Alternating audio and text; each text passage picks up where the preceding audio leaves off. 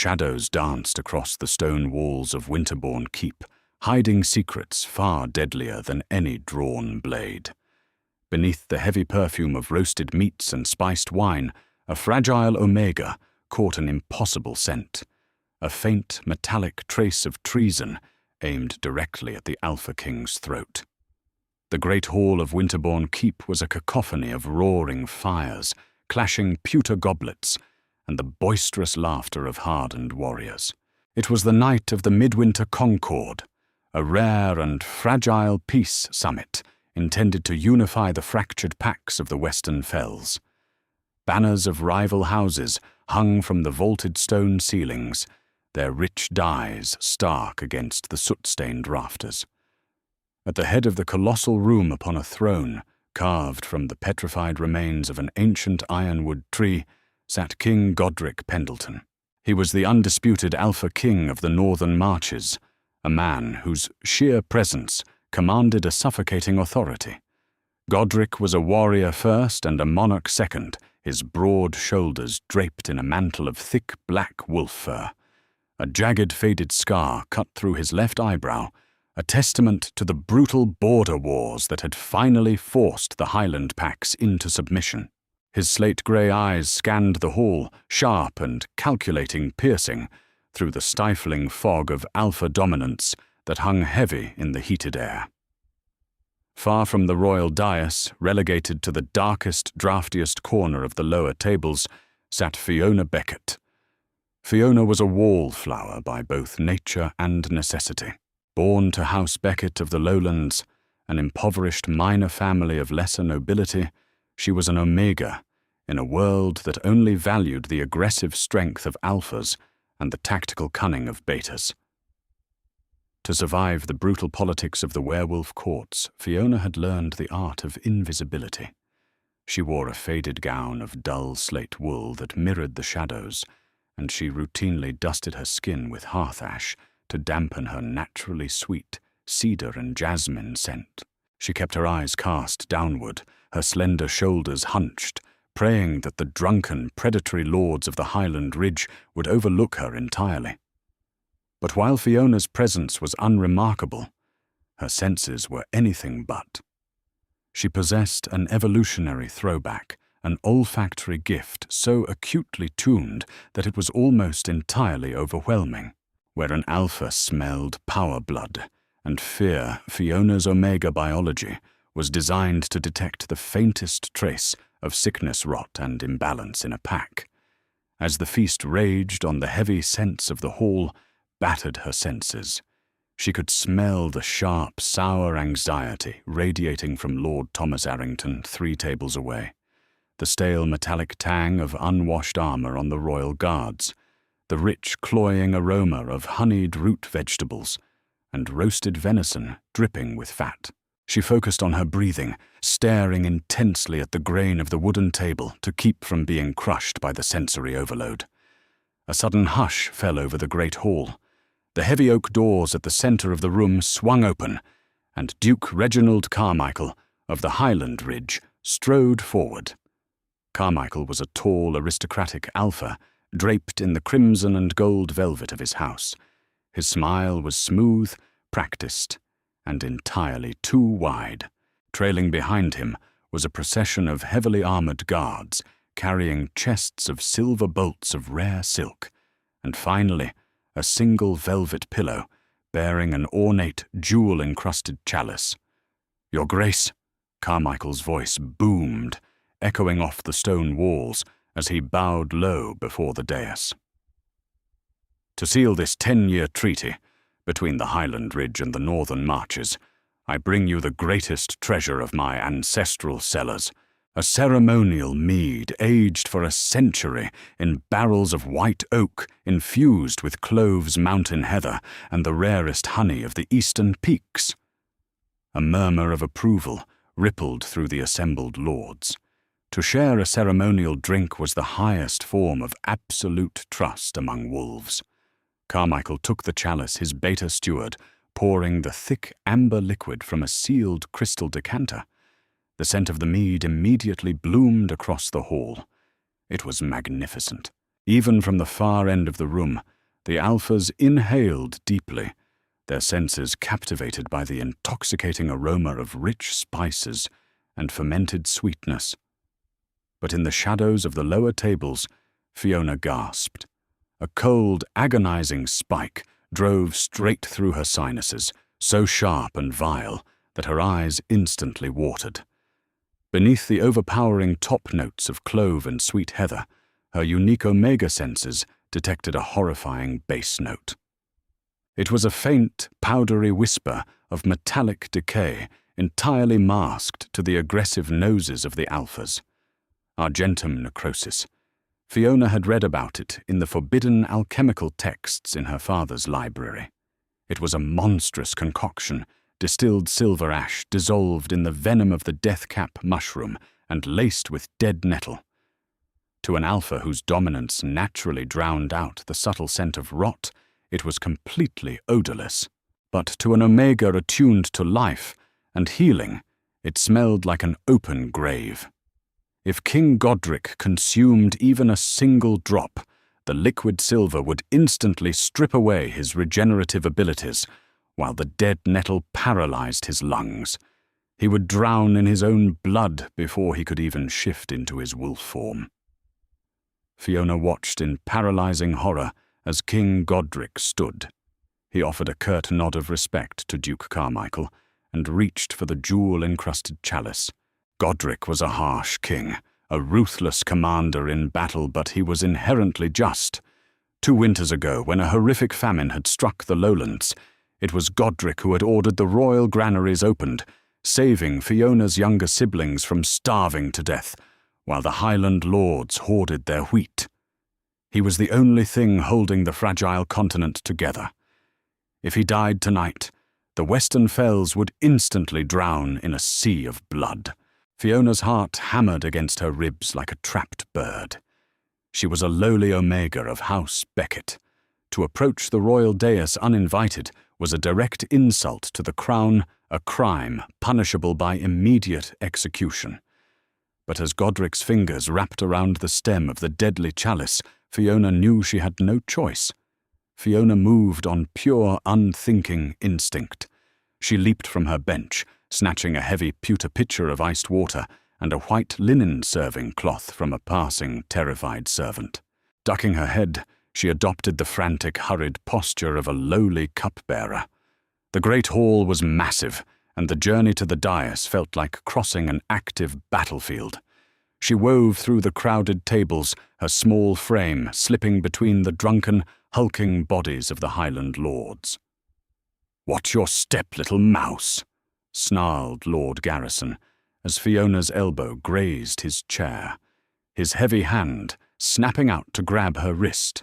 Fiona twisted violently, breaking his grip with a surge of adrenaline, and kept moving.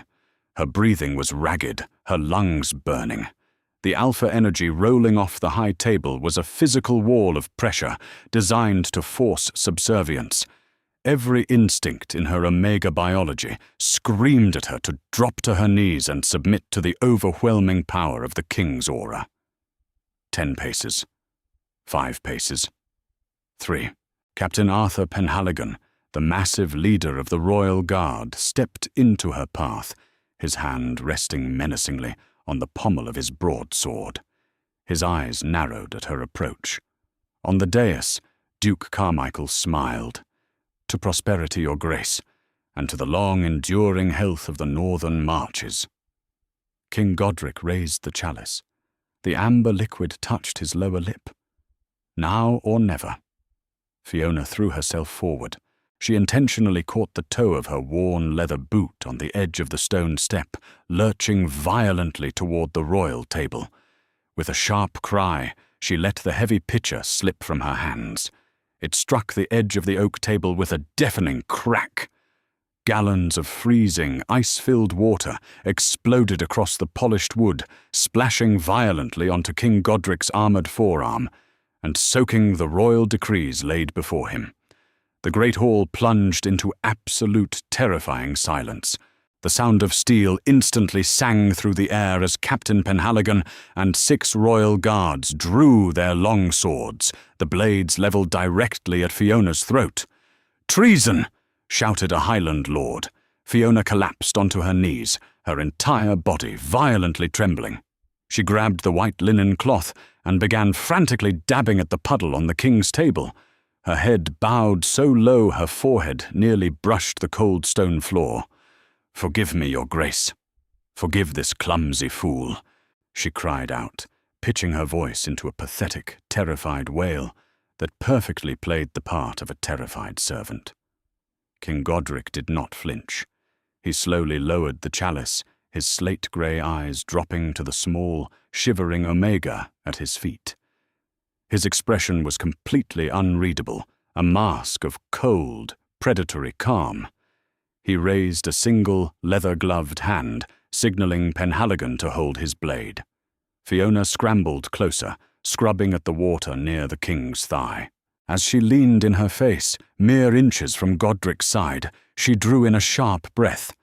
Beneath the deafening noise of the outraged lords, beneath the ringing of drawn steel, she pitched her voice so low that only the Alpha King's impossibly sharp hearing could catch the sound. "Silver ash and dead nettle in the mead. Your grace." She whispered the words rushing out in a terrified, breathless stream. "Do not drink. Carmichael's offering is death." Godric went completely rigid. To anyone else in the hall, the king merely looked annoyed by the spilled water. But to Fiona, kneeling at his side, the shift was terrifying. Godric's muscles turned to corded steel. The temperature around him seemed to plummet. He flared his nostrils, inhaling deeply. He could not smell the poison. The heavy cloves and the overpowering scent of his own dominance masked it entirely. But he could smell Fiona. Omegas possessed a biological quirk that made them terrible spies. They were physically incapable of lying, without their natural scent turning aggressively sour like rotting apples and burnt copper. Godric inhaled the scent of the shivering girl at his feet. There was no deception. There was only the scent of petrichor clean rain and sheer, blinding terror. She was telling the absolute, horrifying truth. Godric's eyes shifted, locking onto Duke Carmichael. The Duke's sycophantic smile had faltered slightly at the interruption, but he quickly recovered, feigning outrage. "Guards drag this clumsy wretch to the dungeons. She has insulted the king's honor and ruined the ceremonial toast. Peace, Duke Carmichael." Godric's voice rumbled low and dangerously smooth. It carried effortlessly across the silent hall, vibrating with a suppressed lethal power. Godric slowly stood, picking up the jewel-encrusted chalice. He looked down at Fiona, who was still kneeling, paralyzed by fear. "A minor accident," Godric said softly, though his eyes never left the Duke. "The girl meant no harm. Let her remain." Carmichael swallowed hard, his Adam's apple bobbing in his throat. "Your Grace, the toast." "Ah, yes, the toast," Godric said, stepping down from the dais. He walked slowly toward Carmichael, the heavy chalice held out before him. The amber liquid sloshed gently against the gold rim. "You spoke of trust, Reginald, of a 10-year treaty forged in the absolute loyalty of our pacts." "Indeed, my king," Carmichael said, his voice tightening. "Then it is only fitting that we honor the old ways." Godric said, his slate-grey eyes turning a sudden luminous gold, the unmistakable mark of an alpha preparing to strike. He extended the chalice directly toward the Duke. "The right of the first draught, a vintage so rare, so deeply rooted in the soil of the Highland Ridge, should be tasted first by the man who brought it. Drink with me, Reginald. Drink deeply, and let us seal this peace." The colour rapidly drained from Carmichael's face. He stared at the chalice as if it were a coiled viper. "Your Grace, tradition dictates The king must take the first sip to bless the union. "I am the king," Godric whispered, stepping so close that he eclipsed the light of the hearth fire, casting Carmichael in a massive, terrifying shadow. "And I am blessing you with the first taste. Drink." Sweat beaded on Carmichael's forehead. The hall held its collective breath. Captain Penhaligon, sensing the sudden shift in the king's demeanor, silently signaled his guards to block the heavy oak doors of the great hall. I am unworthy of the first taste, your grace," Carmichael stammered, taking a desperate step backward. "Drink the mead, Reginald." Godric commanded his voice, dropping into the terrifying supernatural register of the Alpha Command. The sheer force of the order rattled the goblets on the tables and forced several weaker betas to their knees. Carmichael's composure shattered. With a primal shout of panic, he lunged forward, not to attack the king, but to slap the chalice from Godric's hand. The heavy gold goblet struck the stone floor. The amber liquid splashed violently across the ancient rug. Instantly, a violent hissing sound filled the air. The liquid silver reacted with the coarse wool, and the air bubbling furiously and burning a scorched, blackened hole straight through the heavy fabric. The vile, unmistakable stench of rotten dead nettle finally broke through the masking scent of cloves, filling the great hall with the foul odor of treason. Pandemonium erupted. The great hall erupted into sheer, unadulterated chaos. Highland lords scrambled backward, overturning heavy oak tables and scattering roasted meats across the stone floors as the searing, toxic fumes of the poisoned mead filled the air. "Treason!" bellowed Captain Cedric Penhaligon, his long sword flashing in the hearthlight.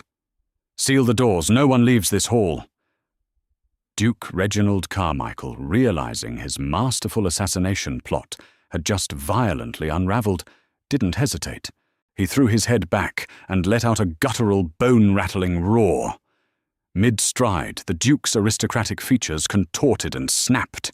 His spine elongated, his velvet crimson doublet shredding into ribbons as he forcefully shifted into a massive, heavily scarred russet wolf.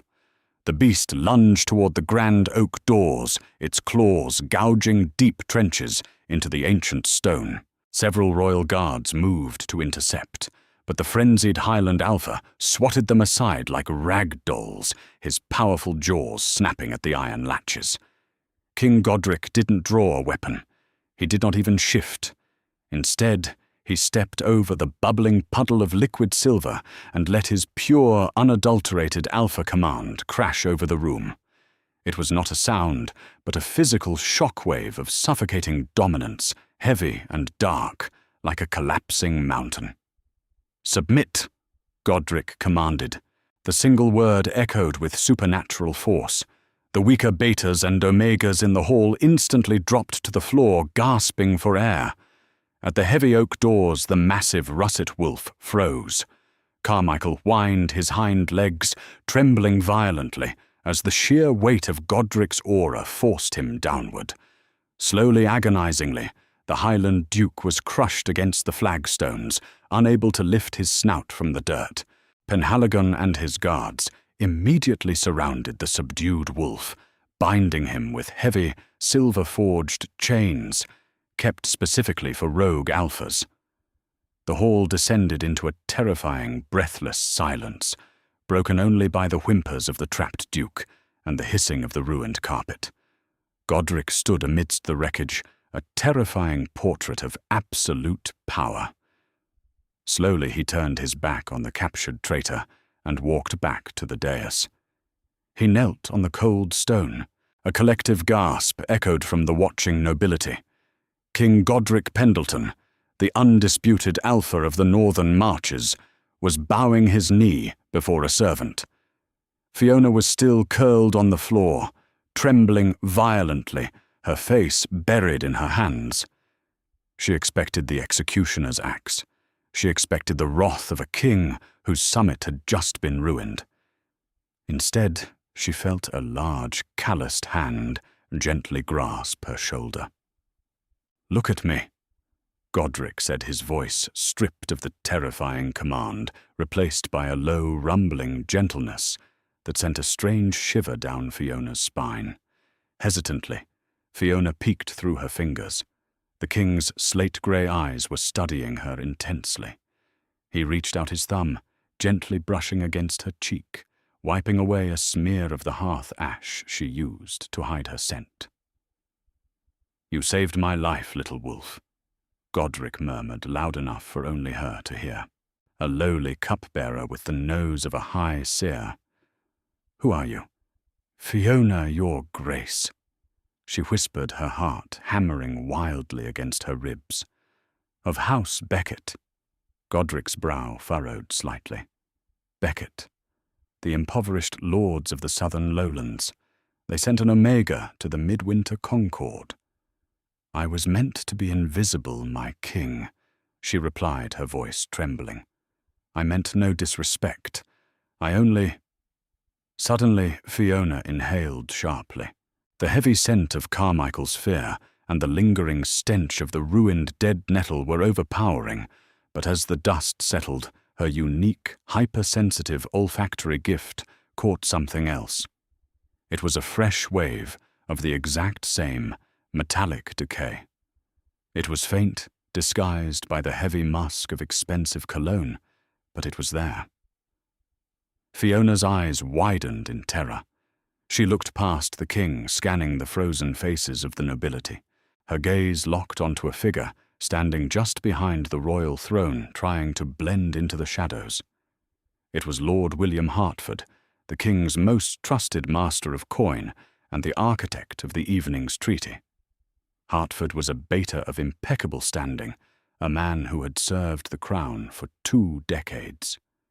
Yet as Fiona breathed in the scent of liquid silver and poisonous mushrooms practically radiated from his leather riding gloves and the inside of his velvet sleeves, he hadn't just known about the poison. He had smuggled the ingredients into the keep. Carmichael was merely the distraction. Hertford was the inside orchestrator. "Your Grace." Fiona breathed her hand instinctively, gripping the thick fur of Godric's mantle. The sheer audacity of touching the king made several lords gasp, but Godric did not pull away. He leaned closer.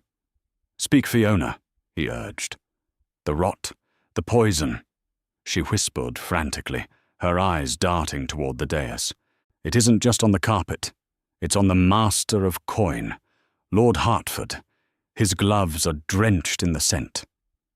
Godric's eyes flashed a brilliant, lethal gold. He did not look back. He did not immediately react. His years on the battlefield had taught him the value of absolute tactical stillness. Instead, he stood up smoothly, offering his hand to Fiona. Shock rippled through the great hall as the Alpha King gently pulled the ash-covered Omega to her feet, placing her protectively behind his broad shoulders. "Captain Penhaligon!" Godric called out, his voice returning to its smooth, dangerous cadence.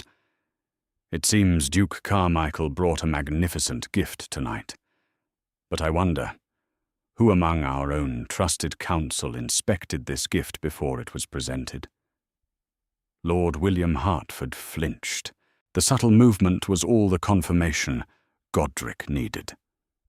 Hertford stepped forward, his face pale, but his voice steady. "Your Grace, the Highland delegation insisted the chest remain sealed until the toast. It was a matter of their ancestral pride. I merely facilitated their entry into the great hall."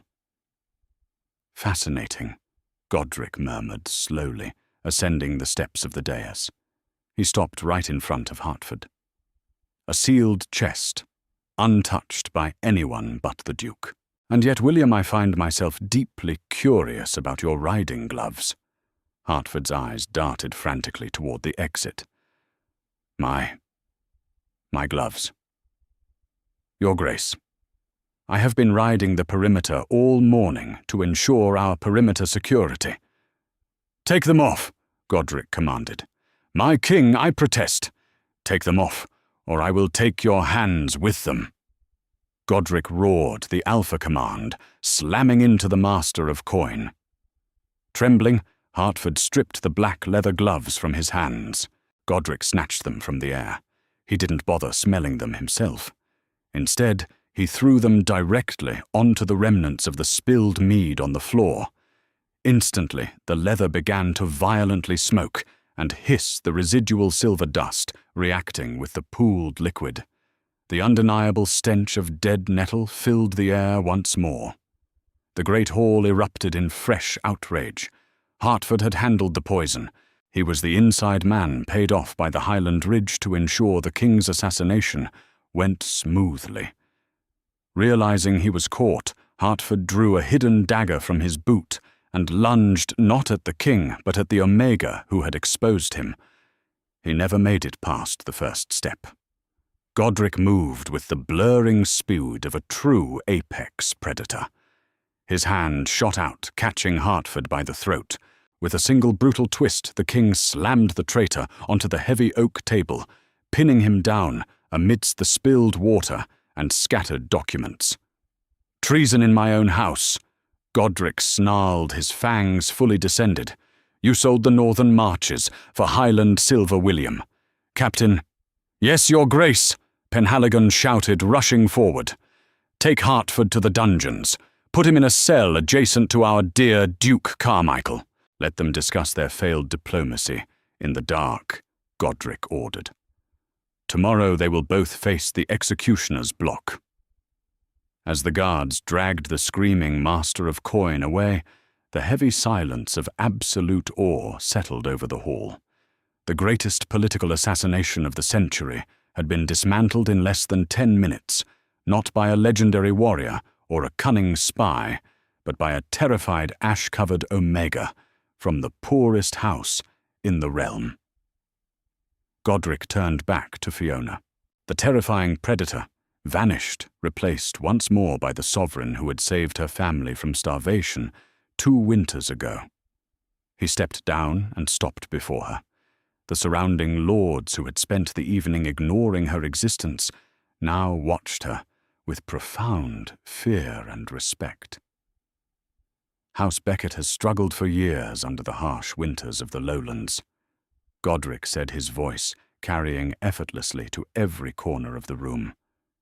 No longer. Captain draft a royal decree. All lands, titles, and wealth formerly belonging to House Carmichael are hereby stripped and granted permanently to House Becket. Fiona gasped, her hands flying to her mouth. Her family was saved. They would never go hungry again. They were now one of the wealthiest houses in the Western Fells.